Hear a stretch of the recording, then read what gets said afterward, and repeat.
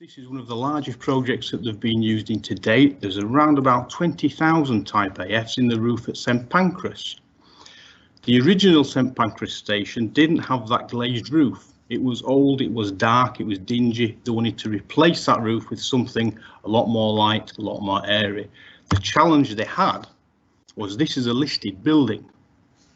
So they could not drill, they could not weld into that roof structure, because at some point they might want to put that back to its original state. So the challenges we had were we had to design a connection to clamp to the steelwork and offer them the slip resistance load they needed.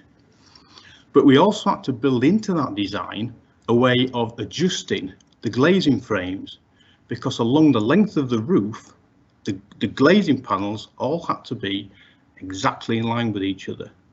So we take all that information in, we design the connection, and as you can see, it went ahead and it was installed.